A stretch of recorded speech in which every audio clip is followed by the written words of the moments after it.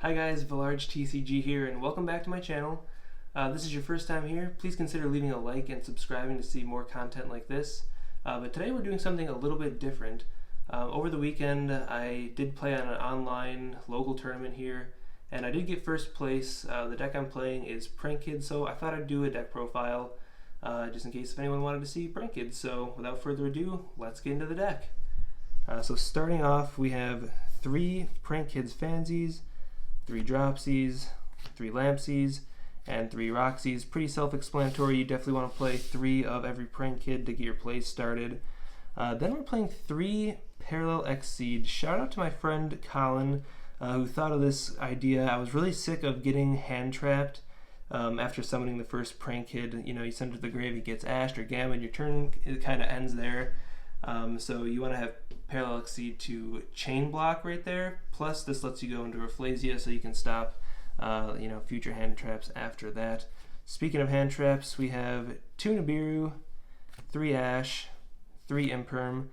I'd probably play more hand traps if I could, honestly, but for right now, this seems like the good way to go. It's pretty easy to get your combo started, and just if you see 1 or 2 of these, it can shut down most decks. Plus, you have pretty good follow-up plays because you played 12 prank kids. So next we have 3 place just to see your prank kids, 3 Pandamonium for consistency fusion. We have 2 pranks. I was playing this at 3, but I did cut it down to 2 just so I could fit other cards in, like hand traps and more extenders. I actually cut it down to 1 to play 1 more of the next card, which is 3 Thunder Dragon Fusion. This card is absolutely absurd. Plays through Nibiru, you can get hand trapped and still use this. Plus, nobody really ever sees it coming. You can't ash this, you can't gamma this. Hand traps don't work against this. So if you get Nibiru, you just play the Thunder Dragon Fusion and on a Battle Buttler, and then during your next turn you can banish this to search your deck for a green because he is a Thunder, so it'll get your play started all over again. Really, really busted card. Love playing that at 3. I love to see it. So next we have the 1 instant fusion, great extender, 1 called by the grave, beat all the hand traps, 1 terraforming so you can get your play started, and 1 Upstart Goblin for the consistency. That does it for the spells. And then for the traps, we just play the 2. We play the Prank-kids plan. Lets you link on your opponent's turn. Really, really good. Every time I flip this face up on the field, everyone's like, what does that do? Just because people are used to seeing the grave effect where you banish this and then shuffle all your prank kids cards back into the deck. So really your main recursion with this deck is going to be the plan and the pranks. Pranks shuffles 3 and draws 1, so if that gets destroyed or something, you can always use this to shuffle all the cards back into your deck. And then the Gravedigger's Trap Hole for the Parallel Exceed and Rafflesia play. Stop you from getting hand trapped.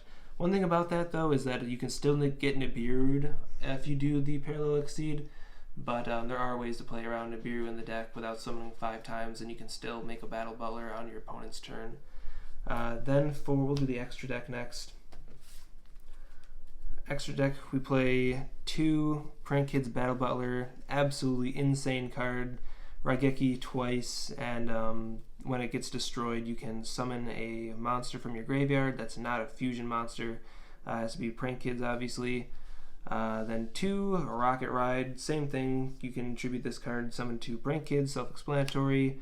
Weather Washer, this one turns all of your Prank-kids into Armades. So that's really good, and then on your opponent's turn, tribute this one just like the Rocket Ride.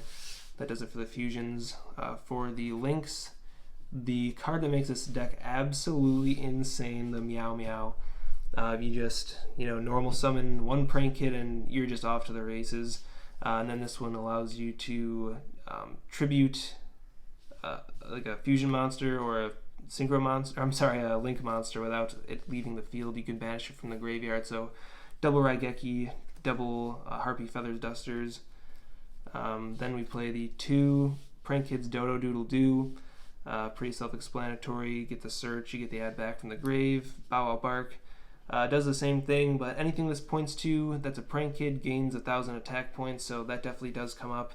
And then for the last prank kid Link monster, we play the Rip-Roarin-Roaster. destroy all your opponent's spells and trap cards. Do it twice if you have the Meow-Meow. Then for the cards that aren't Prank-kids in the extra deck, we play one Verte Anaconda. No, I don't play the Dragoon, obviously. This card's just really good. If you were to get stopped somewhere along the line, or you don't see your Thunder Dragon Fusion, this card just turns into Thunder Dragon Fusion, and you can get your plays going again with that again. Summon the Battle Buttler.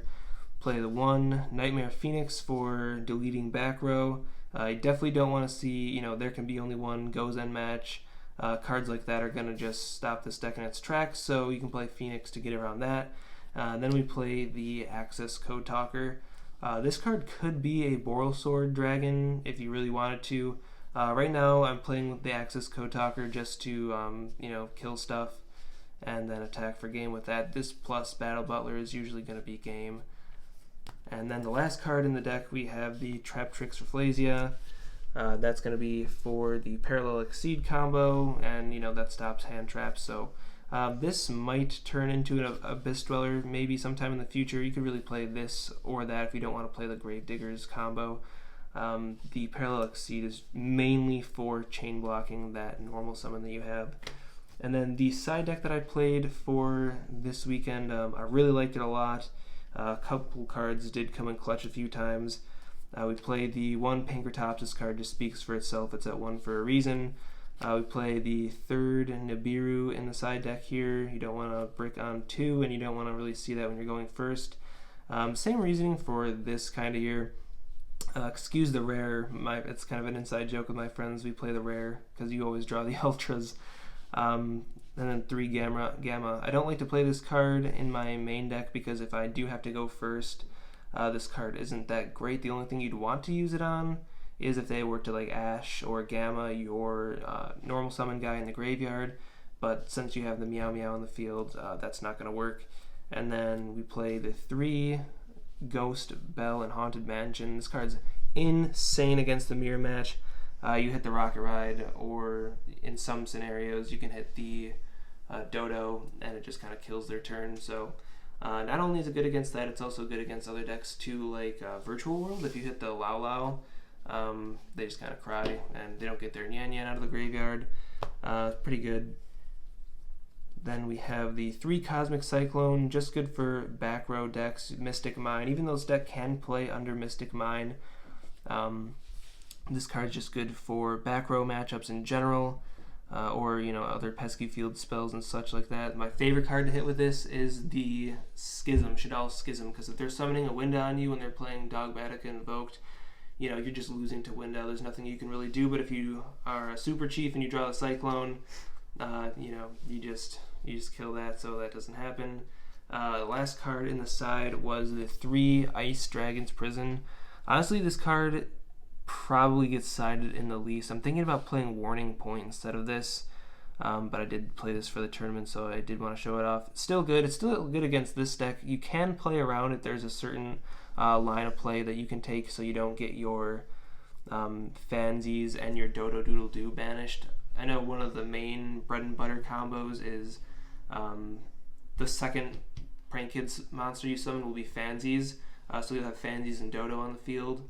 Or I'm sorry, Fansies in the grave and Dodo on the field, so that if something happens to your Dodo, you can send the other card, or send the card that you would have searched off Dodo with Fansies in the grave, by sending it to the grave with that, and then making another Dodo and adding back that card that you wanted to search off of Dodo. So that's how you can play around that. So guys, that's gonna do it for the deck profile itself. I could show off some bread and butter combos if you'd like to see them. Just let me know in the comments. Let me know what you thought of the deck. And that's it for today. Thanks for watching.